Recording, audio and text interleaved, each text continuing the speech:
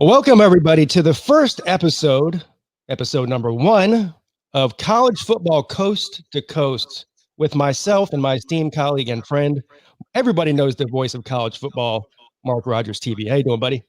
I am doing great, man. It was an interesting week of college football for kind of the first weekend for those of us who love the Power Five, but I am totally geeked about talking college football with you every week. I think we'll have a great time. Who knows where this thing's going, but hey, we'll just kick around the sport we love. Exactly. There was some interesting, to say the least, games last week, both in the ACC and in the Big 12. Man, the Big 12 is kind of a wreck, weren't they? But we'll talk about some of that, and we'll talk about some of these upcoming games. Now, obviously, the SEC is not starting until the 26th, so we've still got another almost 2 weeks before we get to see the SEC kick off, and that'll be like a whole nother season in itself. Obviously, with the Big Ten and the Pac-12 not playing, there's supposed to be some sort of news on that yesterday. This seems to be they're just passing the buck, kicking the can around down the road, aren't they? Yeah, and that's the stupid way to approach it. For a league that jumped the gun the first time around to say, hey, we just announced a season 3 days ago, but we're going to cancel it now, way before they should have. Now, when things need to be urgent, the clock's ticking on when you can reasonably get a season in and actually get your champion into the college football playoff. That's kind of the objective, or should be, instead of playing in November and December and into February. Now, when they need to be urgent, yeah, they're kicking the can down the road. Thank you, Definition 409, for the donation. It says, my man Mark Rogers, the voice of college football. Yes, sir. This is Mark. Go ahead and tell us before we start talking about some of these games here, where we can find you. So, due to extenuating circumstances that we won't talk about, for the time being, you're not able to upload any sort of content on your main YouTube channel. So you'll obviously be here with me every Monday for the foreseeable future. Where else can they find you other than on Mark Rogers TV? Yeah, so we're going to have a good time here every week with Pigskin Pete Monday at noon. You can find me right here talking, wrapping up the previous week. And then Michigan Podcast with Steve Deace, Michigan Podcast, and he uploads that segment. We call it the 10-minute war. So you Ohio State, Michigan historians know about the 10-year war between Woody and Bo. So it's a 10-minute war between Steve Deace and myself, Ohio State, Michigan, more so like kind of a Big Ten talk, 10 or 20 minutes, and that gets uploaded on the Michigan Podcast site every Tuesday. And of course, follow me on Twitter at Mark Rogers TV. Yeah, I've seen that show. I think you've uploaded some of that on your own channel before, right? Yeah. And he's very good. And the two of you are good together. But he really is somebody that you can tell knows not only about Michigan football, but he has a good understanding about college football in general. Yeah, I got to keep up with that guy. When we decided to do that, I thought, man, I got to be on my game. I can't just kind of slop through this, right, as I typically do. Yeah, you don't have to worry about that with me, so we're fine. Well, it's a different kind of talk. Come on, I know. I got you. All right, so last week, the first game of the week, we saw Miami versus UAB on the Thursday night ACC kickoff game. I don't know how much I learned about either one of those teams. Quite frankly, it turned out the way I thought it would. Miami did start out a little bit slow in the game. I mean, obviously, the big story of the Miami season this year is their offense and how's D'Eriq King going to look. I thought D'Eriq King looked pretty good, all things considered. Again, they started out slow, but we'll go through some of these other games, and most of these teams started out slow with the exception of Oklahoma, Clemson, maybe. But most of these teams started out slow. It's been an odd year with the pandemic. They've had a lot of restrictions in practice. Some of these teams didn't even have spring ball. So it's been a weird sort of year. So it didn't surprise me. Now, you have any thoughts on Miami in general, what you saw? Like you say, D'Eriq King was the storyline, the guy that everybody had a look for. And I think he brought to the table exactly what he is. He's going to be the most dynamic Miami quarterback we're going to see and have seen for a long, long time. And I don't think he's some kind of elite passer by any stretch of the imagination, but he's an upgrade even there, where he's going to make the right decision. He's got a lot of games under his belt. He's going to do the right things, but he brings a dimension to that offense that they haven't had. And just in terms of stability, they're going to be better, I think. The offensive line still has issues pass blocking, but this is where I don't know how much we can take from it. They pushed around UAB up front, got some running room. Cam Harris had a huge day, but I don't know if that translates. Had a bit of a disagreement with one of my Miami guys, Cam Underwood, who came on, who was saying, yeah, UAB is probably like a top 30, 35 team in the nation. And I'm like, this is with all the teams not playing, right? Yeah, right. No, he's like, no. And no, they're not a top 30, 35. They're not Virginia. They're not fill in the blank from the ACC. No, they're 70, 75. They've been playing. Look at UAB going to a conference championship game last year and the year before winning the conference. The Power Five that they've played these last 3 or 4 years since they came back from not having football for 2 years, and even a 4-7 Florida team drubbed them by 29 points. They've been losing those games by 3 or 4 touchdowns. So what Miami did, I think, is passing the test. It's like, okay, it's, they took control in the third quarter, but it's by no means like some great statement that the Canes made. Yeah, they definitely have some improving to do. However, some of the other teams we saw in the ACC, Miami is still certainly in the thick of things. But Luke Walker brings up a great point here, and we'll get it right into this now. He says, everyone acts like North Carolina barely beat Syracuse, and it's really starting to annoy me. This is another game that started out sort of slow for North Carolina. They ended up pouring it all over them in the second half. I still believe Sam Howell is one of the top quarterbacks in the country.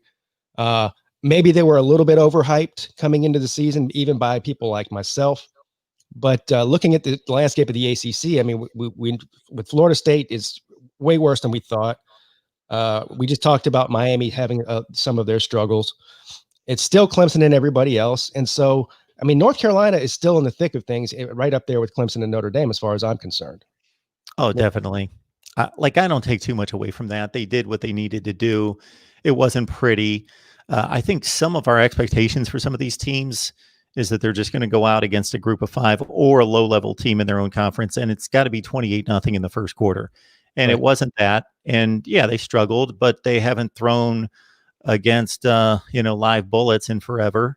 And it took them a while to get going. Syracuse has scholarship athletes. They're not very good and probably won't be good. I think I projected 3-8 this year for Syracuse, but it was 10-6 going into the fourth. I think all 3 second half touchdowns were in the fourth quarter, so it took them a while to get going. But, look at the flip side. Everybody looks at offense. Look at the defense. North Carolina, they gave up their least amount of points in an ACC opener in like 11 or 12 years, their least amount of yardage. Had one of their better performances on defense that they've had in a long time. And sure, Syracuse, again, they can't block up front for Tommy DeVito. He got sacked 7 times. But I think North Carolina, I don't think you can take anything away to say, wow, they're great or they're not. They took care of business against a team that they should. I completely agree. And we'll see what Sam Howell looks like going forward. He had a couple of rocky moments in that game, but towards the end of the game, he started to look like the Sam Howell of old. And people forget he's a true sophomore. Yeah. So he's only played, one season, basically, 1 season and 1 game. And sometimes, especially like we were talking about before with the limitations in practice and the weird sort of COVID year, sometimes it takes some of these quarterbacks, especially the younger guys, a little bit of time to get going. So I'm still looking for good things out of North Carolina. I haven't jumped off yet just because they struggled for a half against Syracuse. Moving on to the Louisville game, Louisville and Western Kentucky. That went pretty much as the way I thought it would. This leads us into a game we're going to talk about next week with Miami and Louisville. I think that's the game of the week coming up. Yes. So do you know where game day is going to be? I would imagine that would be where it would be. That usually comes out today. Okay. Not being where I typically and have been on a Monday in the past. I haven't found that out, but I don't know. But and that was the one thing that struck me, just kind of getting away from the game wraps, but just the overall impression of the weekend, besides the no fans in the stands. And in some games there were pockets of fans, and what did that look like and what did they do and how much of impact did that have, was oh man, I love that college football's back. And again, I'm not dismissing the first week, but in terms of diving into Power 5 teams playing, it's awesome that college football's back. But where I'm sure you're the same way, Pigskin, at noon, starting at noon, man, I am like, man, I got to have a lineup, like a priority list of, okay, that gets the big screen, this gets the laptop, that gets the other laptop, and I want to see like 8 games at the same time. Yeah. Well, Saturday, I'm like, who's playing? Right. You know?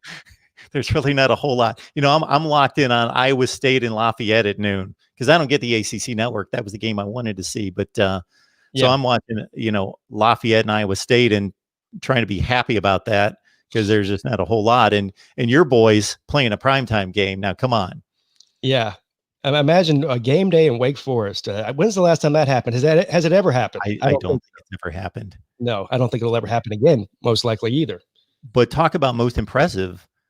You know, I think we discard Wake Forest as being, well, it's Wake Forest. You know, the Wake Forest, I think it's maybe the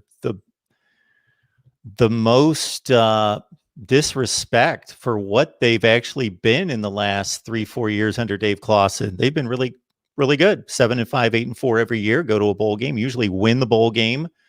And Clemson can just trounce them. Forget 37-13. That was not a 37-13 game. No, it could have been 55-7 if they wanted, or 55-0. Yeah, and Wake Forest is maybe they might be a little bit down this year, but man, they've been cranking out 7-8 wins a year. So your boys can play, of course. Well, I don't know how many players they brought to travel to Wake Forest, but they played every single one of them, and everybody but the water boy played in that game. And we got to see some of the young guys. I'm excited about Clemson, man. I mean, they played 2 true freshmen on the defensive line, Miles Murphy and Brian Brzee, and between the two of them, they had 3 sacks, I think. DeMarcus Bowman, the highly touted running back out of the state of Florida, who's a true freshman this year, came in the second half, looked really good. Same thing with DJ Uiagalelei. Got some flashes from him of what he can be. I mean, that kid, he's visually stunning to be 18 years old. He looks like Cam Newton did when he was a senior at Auburn. That was amazing how that rolled off your tongue, Pigskin. I think the game announcers, I think it was Fowler and Herbstreit, I think, were doing that game. They even said we're going to bypass on the last name a few times. I've had a lot of practice. Let that go. I've had a lot of practice. I used to call him. I did used to mispronounce his name, but then I heard him say his own name. Yeah. So I said, if anybody knows how to pronounce the name, it's him because it's his name. And so I just copied it. It's once it's like anything else. What do they say? You become an expert at something after doing it 10,000 times. Yeah, that's it. So that's where I am. That's it. But anyway, Uiagalelei looked really good. DeMarcus Bowman looked really good. EJ Williams, the wide receiver, true freshman, looked really good. So Clemson's offense depth is even with Justin Ross being out on the season, their offensive depth is really good. And Len J. Dixon didn't even travel; he was injured. And he's the running back number 2. We saw a lot of Darian Rencher, obviously a lot of ETN. He had, over 100 yards in the first quarters. So, yeah, I'm very excited about them. And like you said, they can really just blow everybody out in the ACC as far as I'm concerned this year. The only team that I think that can give them a challenge, it may be Notre Dame on the road, but we have to see how Notre Dame looks. Another team this week that sort of struggled, Notre Dame. Yeah.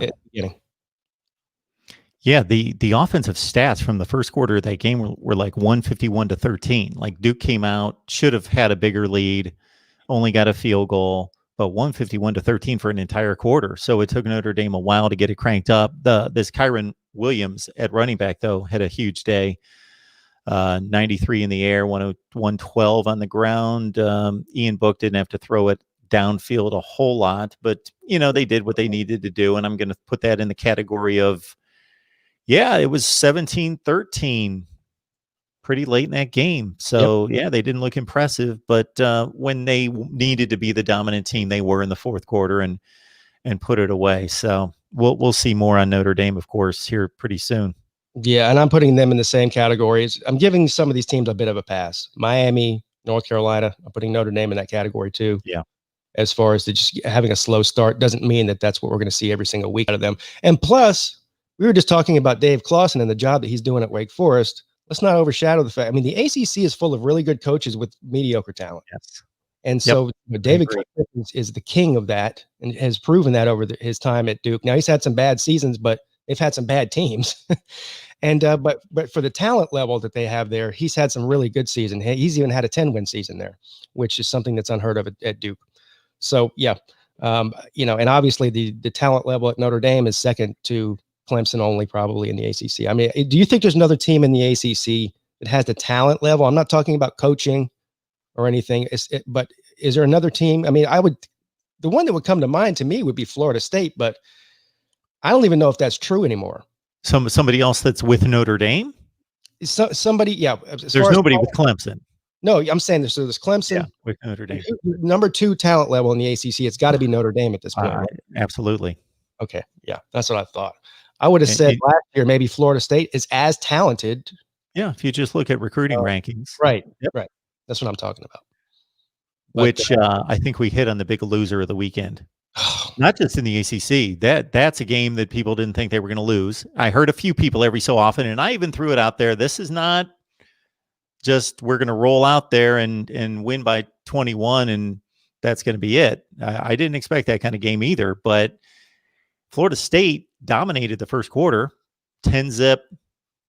They were the much better team early, and I thought, okay, well, my pick of Georgia taking Georgia Tech in 12.5 is in jeopardy here, but man, that's a shocking loss. That's a horrible loss for a team, Pigskin, that when I was looking at the ACC schedules, only Wake, who we don't expect to contend seriously, Florida State's the only team in the league that has to face Clemson, Notre Dame, Miami, and North Carolina. Yes. And they lose to Georgia Tech. And I picked them 6-5, and I took all sorts of flack from Florida State fans for going 6-5. Well, that might be high now. It could be more like 5 and 6. Yep. If they even win 5, I don't know. That was shocking to me. I will admit. Yeah. I expected to see an improvement, even though they still had a lot of holes in the offensive line and all of that. But I still thought that Mike Norvell could get a team together that could compete with the Georgia Tech.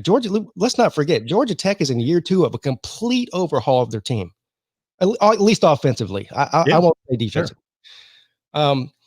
And the better quarterback on the field looked like Georgia Tech's quarterback, and they're in year 2 now of recruiting wide receivers that do more than just block. Yeah. Freshman quarterback. They looked Georgia Tech looked more disciplined.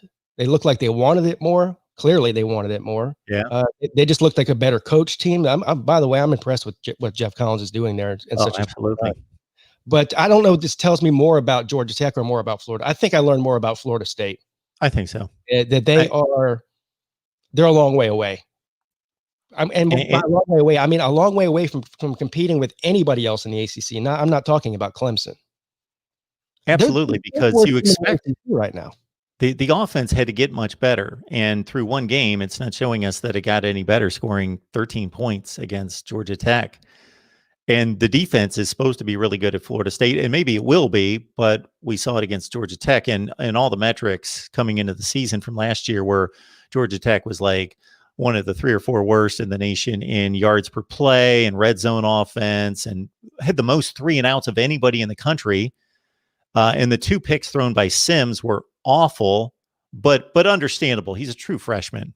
Yeah. He played a great game, and for him to come back from adversity, because those picks were like they were going to score on those. They were in the red zone. Yeah. And he made 2 awful decisions, and they had 3 blocked kicks. So they got to clean up the special teams. But when do you have 3 blocked kicks on the road and still come away with a win as a 12.5 point underdog? Right. That's the story of the weekend. And I picked Florida State to not only win, but to cover the 12 points or 12. Yeah, I thought about it. Sure. No. So it was just unbelievable. That game was unbelievable. I think it was the bad apple of the weekend. Especially for a Florida State fan, you've got to just say, okay, what we need to do now is just improve from week to week. Forget this idea that you're going to go to the ACC championship because we're having the round robin thing this year. Just forget about all that. Set your expectations to getting better every week. And maybe next year you can try to compete for something. I don't know what to tell you. It's going to be ugly. Let's see. Pitt had a 55-0 win over, I think, Austin Peay. That's really a non-story there. They ran the clock. Did you hear this? So in the second half, they only played 10-minute quarters. It was 42-zip at half, and the two teams decided we're only playing 10-minute quarters in the third and fourth. They ran the time off the clock? Well, I don't know if I started to say that, yeah, and take that back. They had 10-minute quarters the last two quarters. Yeah, same thing. Yeah. I don't think I've ever heard of that happening before. In a big-time college football game. To where the one team's basically saying, we suck, we've got no shot at coming back, and we want to limit this scoring as much as possible. So I don't know if I want to send that message to my team if I'm a head coach that I don't have any confidence in you, so we don't want to get our brains beaten. I mean, if that's your concern, you may as well just say we forfeit the game and just pack it in. You know, just go ahead and go home. Don't risk any injury. So that's a non-story there, Pitt. Although I will tell you, my prediction for Pitt this year is I'm expecting them to be tough. For as far as Notre Dame goes, that they have to go on the road to play Pitt, have to go on the road to play North Carolina, and obviously they have Clemson in South Bend. But those are 3 losable games. I mean, obviously Clemson's a losable game. A stat that I missed in the offseason and picked this up preparing for like week 1 or whatever, that I didn't realize Pitt's defense was 4th in the nation in yards per play last year. Yeah. Like they were that good on defense last year. Now Kenny Pickett's coming back. He's not great, but he's a 4th-year starter. He's been there forever. I've seen some people say that Pitt might have the best defensive line in the ACC by a team not named Clemson. Yep. And so I'm looking forward to seeing how they look against, real competition. We didn't learn anything from Austin Peay. No, they did lose their best one though. Jalen Twyman decided to opt out. Right? Yeah. But they're still very good up front and experienced. Yep. Well, moving on. The Big 12 couldn't have a worse start to the year this year. Now, I was joking around by default. I said the ACC is clearly the second best conference in college football this year because the Big 10's not playing, the Pac-12's not playing, and the Big 12 had 3 teams lose to non-Power 5 teams this week. Iowa State lost, Kansas State lost, and Kansas lost. Now, in Kansas' defense, Kansas it's real close to 4. Real close to 4. And Kansas, Houston Baptist. I didn't know that there was a Houston Baptist team. Wait. Not Houston Baptist. Yeah, I knew they both existed. Yes, as separate entities, but that they were brought together at some point. Yes. I figured I could go to Houston and find a Baptist church or 2 down there somewhere, but I thought that maybe they just had an intramural team or something.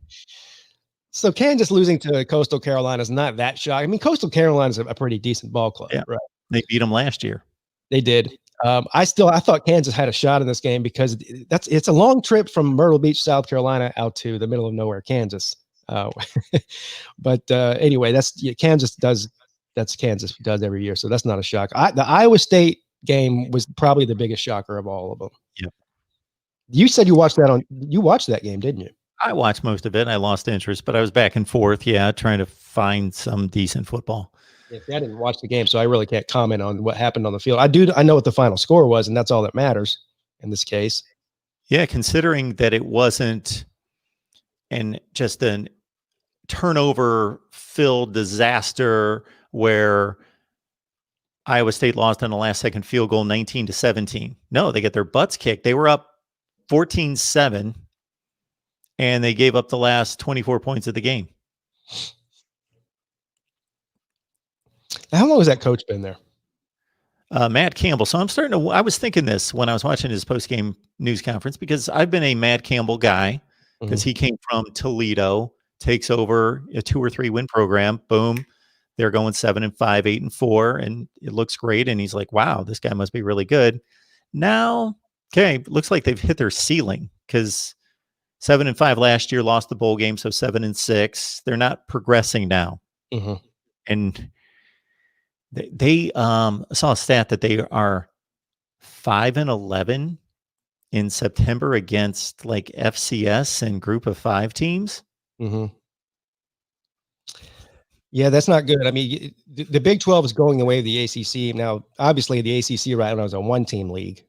Well, at least most years. Now Notre Dame's in the league for 1 season, so it's not a 1-team league. But most years, it's a 1-team league, and that's Clemson. In the Big 12 now, it's a 2-team league. It's Oklahoma and Texas. And It's really Oklahoma and then Texas. But but at least Texas can compete. I don't really know. Most of the Big 12 isn't playing this week. I think there's like 2 Big 12 games, and they're not even very interesting.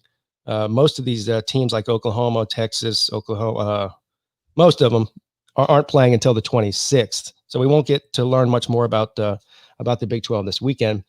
But they were the big losers of the weekend. Yeah. There was only 2 conferences playing, but the ACC at least showed us something. So what do you think in terms of trying to project this forward? Because we got a college football playoff situation where, let's say, the Big Ten doesn't play. So if you're in a conference, you're pretty well set that your conference champion is going to make it. So I don't think that's in jeopardy unless they really cannibalize each other. And I guess the worst case scenario for the Big 12 is that Iowa State and Kansas State actually are contenders in the league. And it's like, this is the only comparison we have to go on in terms of a non-conference situation, is that they couldn't handle a group of 5 teams. So maybe if Notre Dame or North Carolina has an exceptional year, loses a a ACC championship game, and the same thing obviously is happening in the SEC. I don't know if Oklahoma is a 9-2 Big 12 winner, and the ACC and the SEC are loaded, packed with really good teams, or at least just needs to be 2. Well, I agree with you. But I'm having a hard time finding 2 losses on Oklahoma's schedule at this point. Yeah.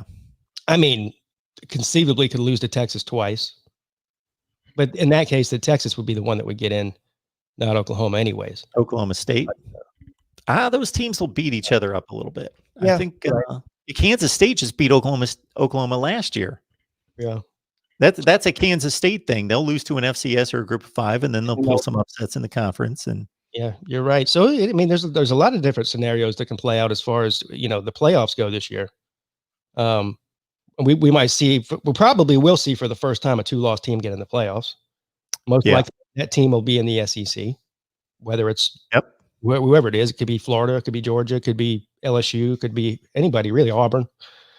So it's going to be a wild year, but if any conference gets left out, it will be the Big 12 in that scenario. I don't know if you've been asked this question, but I'm guessing you have been a lot leading into this. Because of the elimination, most likely of the Big 10, definitely the Pac-12, is this the year that the group of 5 has its best shot at getting a team in? And on the surface, you would think, okay, well, this field's been sized down, so they would. But on the other hand, I thought all their matchups to impress anybody have been taken away. All those UCF gets their 1 shot a year, Cincinnati gets their shot, Memphis gets their shot. All those games have been taken away, except, I don't know if I don't know, this is way too much of a stretch, but Lafayette beats Iowa State by 17 and Iowa State goes to 8-2 in the Big 12. I don't know. Yeah, there's some, to answer your question, I don't think that it makes it any easier for the group of 5 this year because of what you said. These teams are not playing out of conference. And so, UCF doesn't have a chance to go in there and play a Georgia or something like that. Now, UCF is playing Georgia Tech this weekend. That's an interesting matchup, but it's not good enough to bolster their strength of schedule to playoff caliber a level. I mean, unless Georgia Tech becomes something that we just can't envision at this point. Well, yeah, I don't know about all that. So I think the answer to that is no. Unfortunately, if you're a group of 5 fan, you're going to have to wait till hopefully next year when things get back to semi-normality. But yeah, thank you for the donation here. Judge Juno says, I would pay to hear the excuses of why FSU lost from Jason Parker Tuesday. We get a little Florida State show on Tuesday nights. Okay. So Jason Parker's our guy on Tuesday night, along with a few others that, this was not expected. All right. So moving on to some of the games that's coming up this coming week. Syracuse and Pitt, we just spoke about, or at least I'm high on Pitt this year in the ACC. I think they have a chance to probably ruin a couple of teams' season. It could be a Notre Dame, they ruin their season. Hell, I mean, who knows? They always play Clemson tough every time they play them. So I'm hoping that's not a trap game for my Tigers either. What do you think about that game? So they're playing at Pitt, correct? Yes. So I think they're pretty safe. But man, those ACC games past the other intriguing thing about the ACC, or I don't know if that's the right word, besides the Clemson dominance at the top, and we talk about the mishmash of 7 and 5 teams in the middle that have been trading division championships and all that in the Coastal, is even the worst teams in the ACC don't stay the same. It's not like the Big Ten where Rutgers and Illinois are awful and Kansas in the Big 12. Like even the worst 2 or 3 teams. So I don't know who those teams are going to be this year. I assume it's Syracuse. I thought maybe Georgia Tech. NC State was last year. So I don't even know who those teams are. So if Syracuse beat Pitt, I'm not going to be shocked Either. But so you brought up being a little bit high on Pitt. People were a little down on me after I picked Pitt to go 5-6, but I made it very clear. Look at these games, Virginia Tech, on down the line, just all those teams you can think they can beat each other. Like 5-6 can be easily 7-4. What I mean by when I say that I'm high on Pitt, again, that's probably not the right term. I mean, that makes it sound like I think they can compete for the ACC. I don't think that.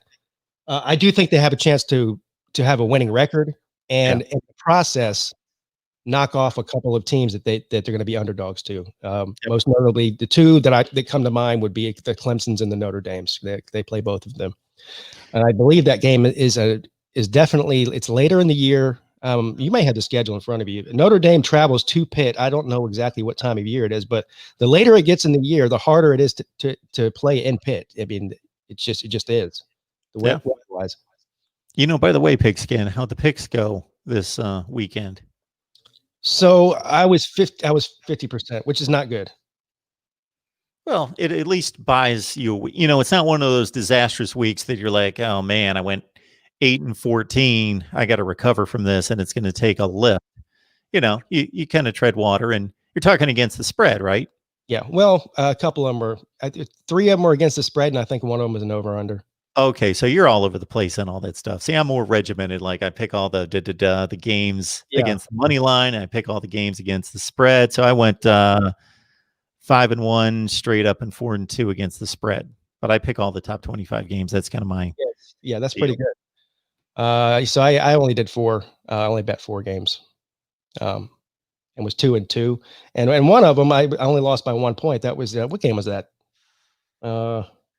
Somebody didn't cover. I can't remember who it was now. Anyway, I'll give that a thought. I think it was Syracuse in North Carolina. Oh yeah. It was like 23.5. Well, I got it at 24 and they lost by 25. That's what it was. Yeah. Anyway. Yeah. And scoring a zillion points in the fourth quarter. It was like 10-6. You were in good shape. But see, it's hard for people who don't know what we're talking about. We're talking about laying money on the line. Week 1 in college football is always the hardest because you haven't seen it yet. You got a bunch of new coaches. You got there's so much turnover in roster from year to year in college this year. Yeah, that you just don't know what you're going to see. I mean, look at Florida State's a perfect example of that.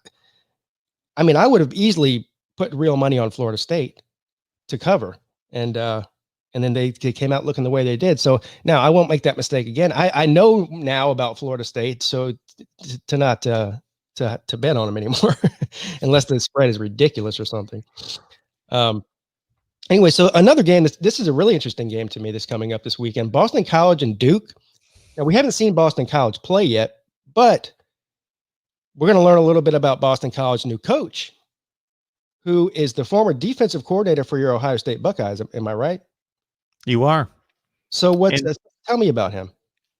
Well, they actually made the statement at the news conference when they introduced him that they knowingly went to Ohio State. Not that it's the only place that's winning across the country, but they had that mindset that we want to go somewhere where there's just a winning culture and we're plucking somebody away out of a program that can kind of teach us how to build a program and a culture that's that focused, that determined, that just mindset of championship football. Not, we'll win our games, and if we lose every other week, that's fine, and we're okay with that.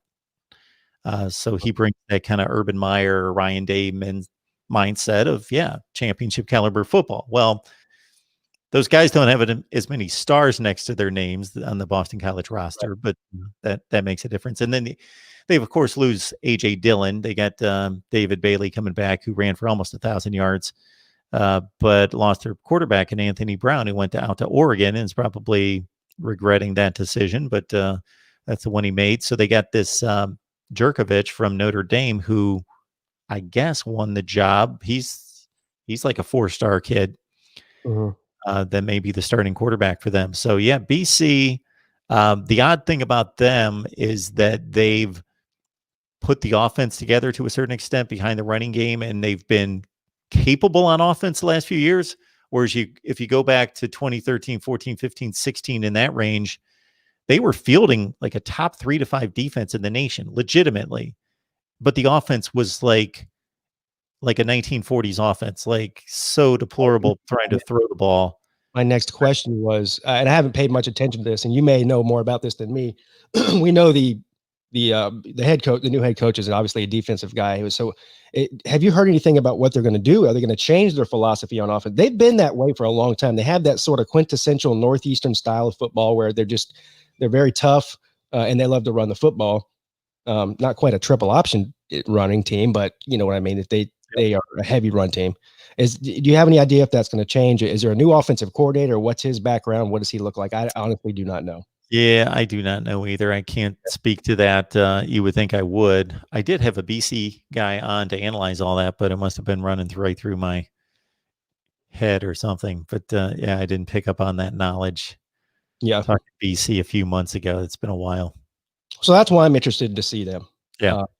And they'll have to go on the road for their first game against Duke, and I think Duke is a decent squad. So, if anything else, just to see what Boston College looks like and see if they've changed their philosophy is what I'm looking for. Oh, and your guy Chase Bryce making that first start for Duke. And that's it. That was a huge game for him. I mean, imagine your first start being on the road in South Bend. Now I realize there was basically nobody in the stands, but still, it's intimidating. To look across the field and see those golden domes, and those guys are, those are real football players over there. And to be your first start. Now he had a lot of playing time at Clemson. Only one game that was really in question, and that's the game against Syracuse where he saved the season. Exactly. But other than that, though, it's been pretty much cleanup duty for him for his entire career. So he looked good for his first start. Hopefully he got the cobwebs and the jitters out of the way. South Florida and Notre Dame. So this is Jeff Scott, the former coach at Clemson, the former offensive coordinator, is the new head coach down there for the Bulls. And they're traveling to Notre Dame this weekend. I mean, I haven't seen the line on this yet, but this won't be a contest, will it, Mark? I think we're in the 21 to 25 range on a point spread. Yeah. Something in that range. Did you see this play? Now, this was not a South Florida gaffe. It was the other team, whomever they played. They beat them by like 3 touchdowns. Can't remember. Unless you saw this play, this may be difficult for you to answer. But can you imagine a play in which there was a punt return for 0 yards for a touchdown? No. This happened in the South Florida game. This is a hilarious play. You should look it up. The other team, and I should know who they were playing, but it was one of those games I obviously didn't track and just saw this. He says the city. He says so the snap goes back to the punter. He's a step from the end line of the back of the end zone. He botches it.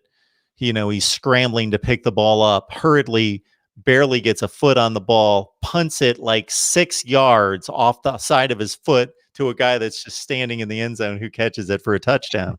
It was hilarious. That's something you'll never see again. Yeah.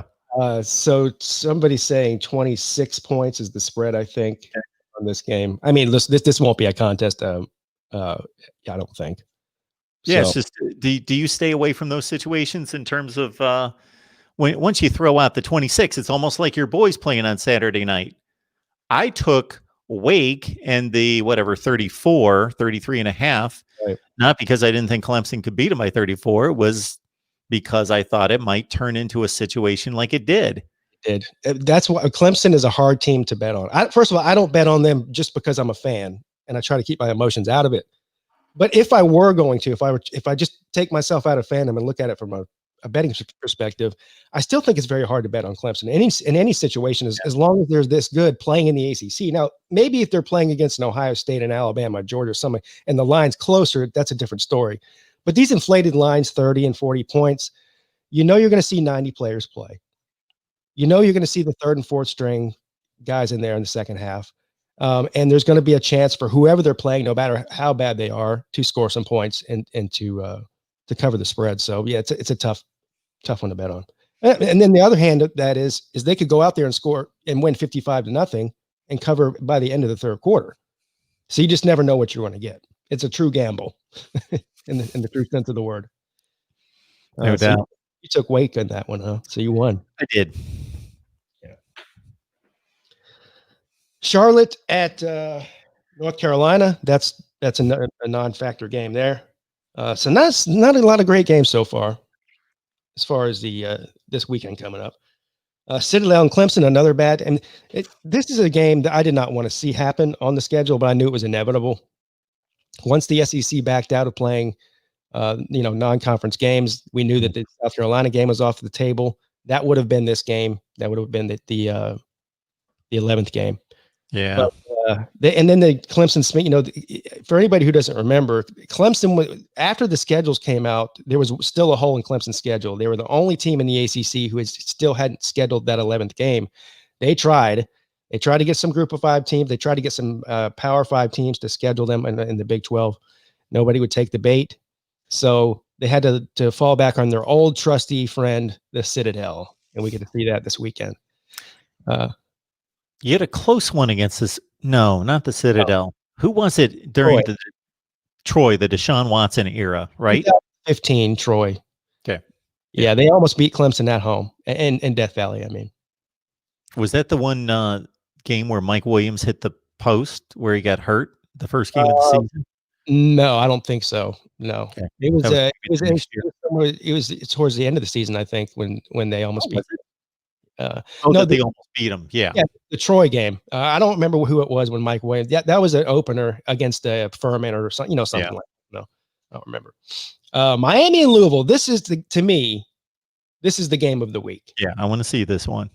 And this is like we said before. I imagine if you're looking at all the slate of games this week, because most of the Big 12 teams aren't playing, this has got to be where game day is going to go. Not that that matters.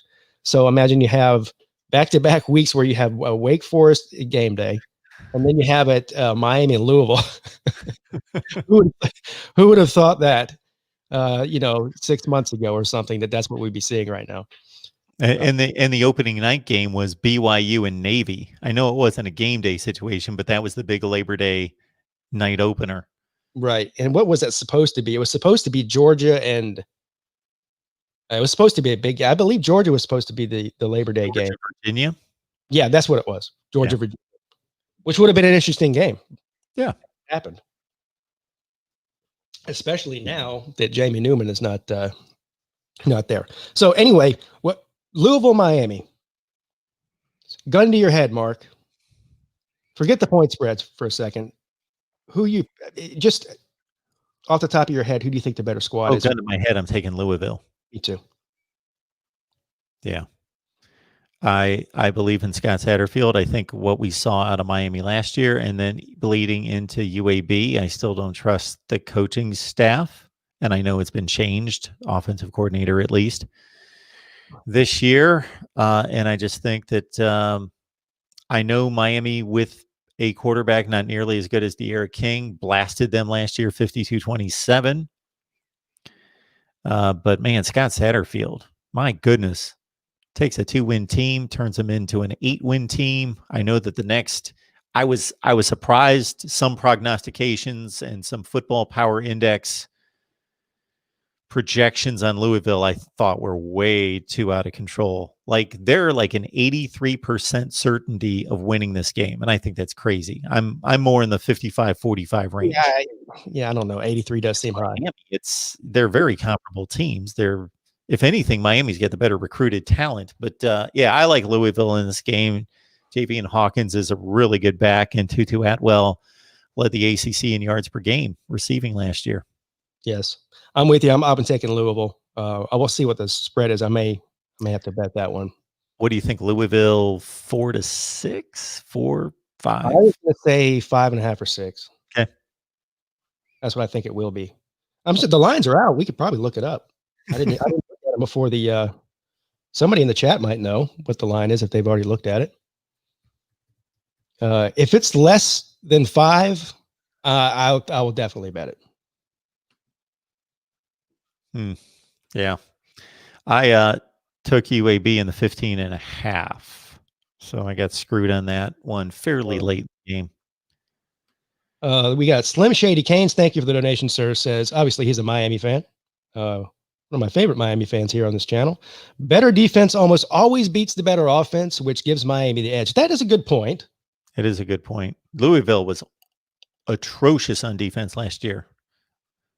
Like, just giving up a zillion points, all the advanced metrics. They were awful on every level defensively last year.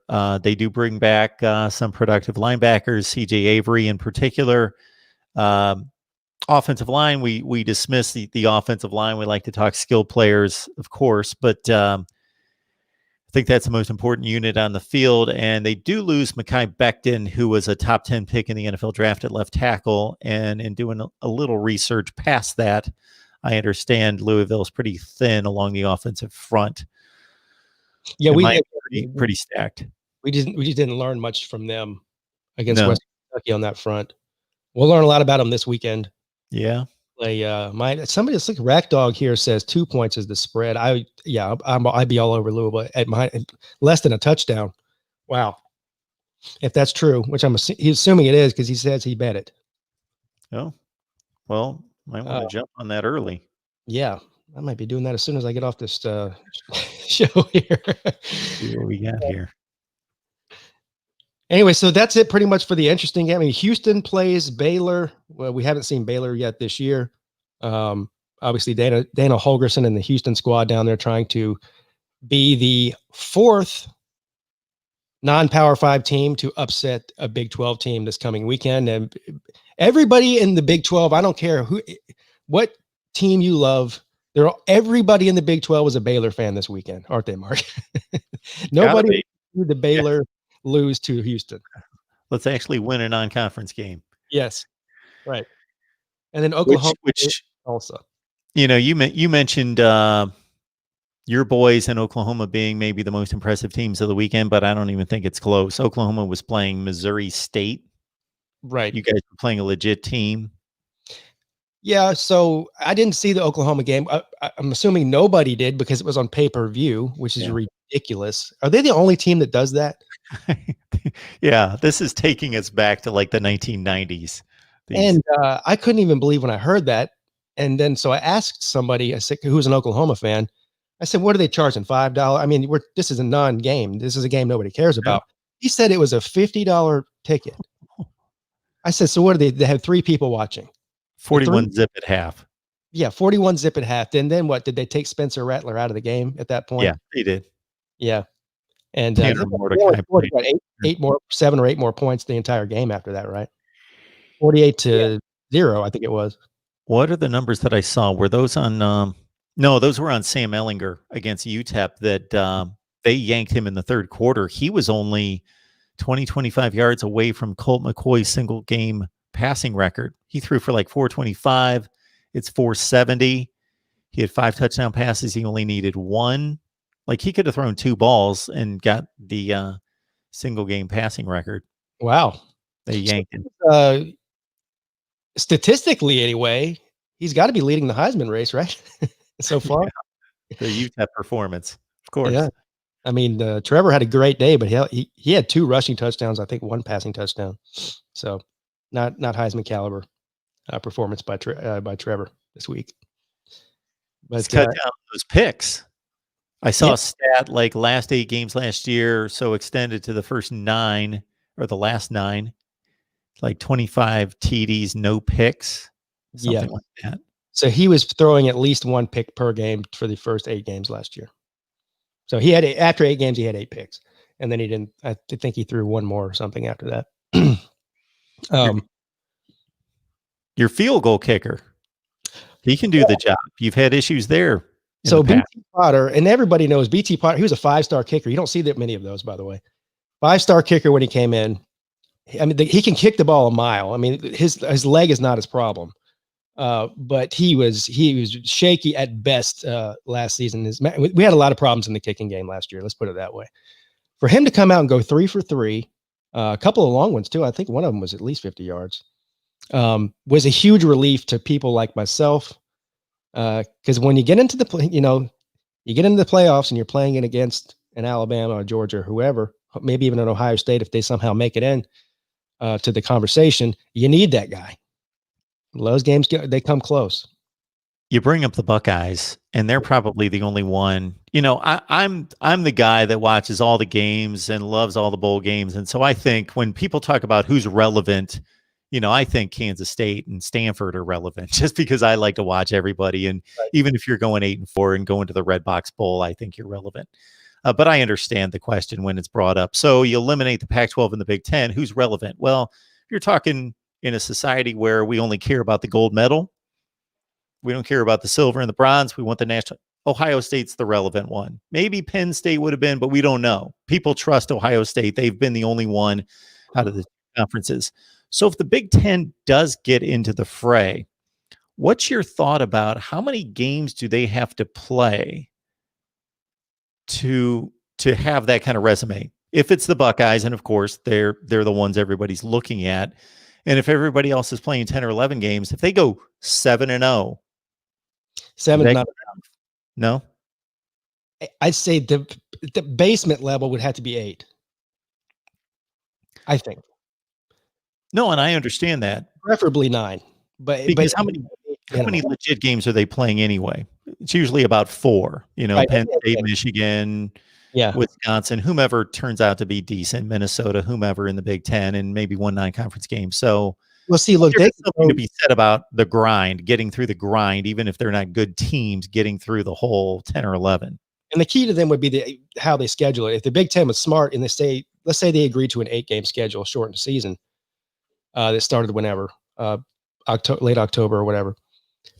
The Big Ten it would behoove them to schedule Michigan, Penn State, Wisconsin, all of the top tier teams on Ohio State. They need to play Ohio State. Conceivably, if they do that, if they take the top end teams and play them all against each other in the conference only deal, they'll have enough good wins on their record. I mean, they'll have just as many as Clemson or more relevant games. So yeah, I think in that scenario. Now the problem with that is you also could have some of these teams cannibalize each other, which could give them multiple losses. And then if you have a 6-2 champion, they're not getting in. And that's a great point, because in predicting, I don't know if you went game by game and how you did predictions this year, but like I'm looking at the SEC, and once you expand 8 games to 10 in the SEC and you eliminate all those give me group of 5 FCS games, those records, they compress, and people are jumping on me going crazy when I'm picking Florida to go 7-3. And I'm like, whoa, hang on, think about this for a second. That's a 9-3 season, basically, because all the gimme wins are gone. You're playing 10 games in the SEC. So I just picked your boys to go 9-3, and you're probably not happy with that, or even 10-2, because they wouldn't have played these 2 additional tough SEC games. One's at Texas A&M. So the records aren't going to look great in the SEC, most likely, maybe for 1 or 2 teams. Right. Yeah, Alabama, most likely. The rest of them can be easily, I could see 2 or 3 losses on everybody's schedule in the SEC at minimum. But it doesn't matter. They are the conference that gets the most benefit of the doubt, rightly so. I'm not complaining about it. Yep. But if there's this won't happen, by the way. But let's say if there was a 3-loss SEC championship winner, they're getting in the playoffs with 3 losses. It's just going to happen. The winner of the SEC is getting in no matter how many losses. And I have no problem with that either. I don't have a problem. And I kind of boxed myself into a situation bringing that up in the ACC, where I picked Clemson to go undefeated. I picked Notre Dame, North Carolina, and Virginia Tech all to go 9-2. So then I was like, do I need to look up what the tiebreaker is now in this crazy situation? There's common been- opponents or something. yeah, there will be some. It's very possible we could see some of these tiebreakers come into play this year. But it's interesting. What is interesting to me is I didn't quite understand why the SEC didn't adopt what the ACC did and just eliminate. First of all, we can talk about this next week if you want, because we've talked about this, I think, on your show before. I'm for eliminating divisions in football anyways. But put that aside.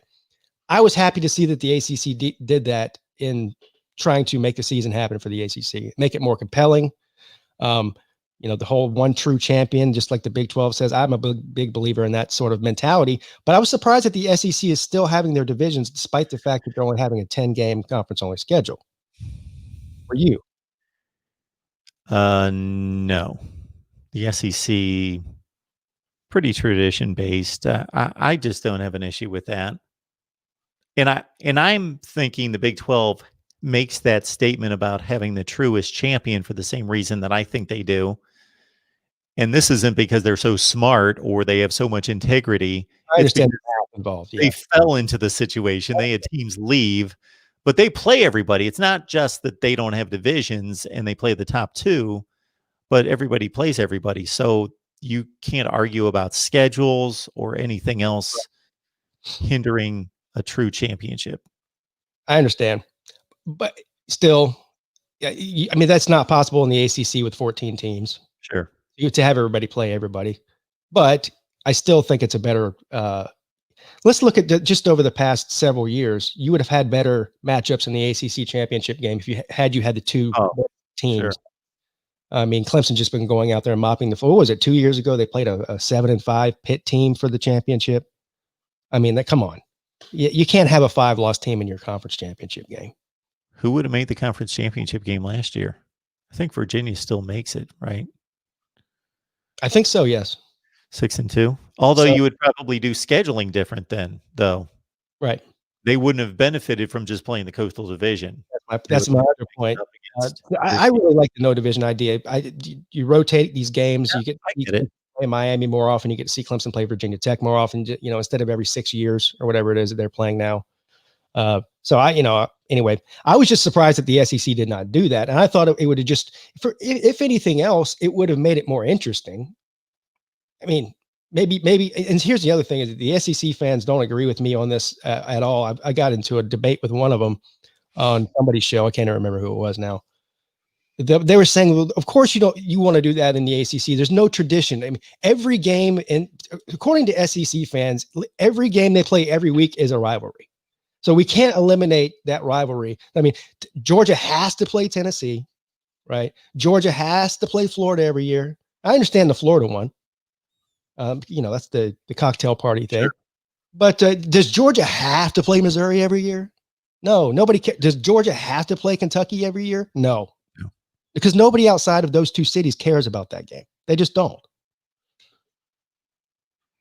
You get me all worked up, Mark, for our first show here. Well, it is the conference of rivalries. There's a lot of you look at Tennessee, they've got like 5 of them. They've got Alabama, Florida, Georgia, Kentucky. Vanderbilt's even a rival because they're in the state and people make a big deal just there. As you say, nobody else cares. But Tennessee's got they got more rivals than anybody. Yes. Uncle Lou makes a good point. I understand this.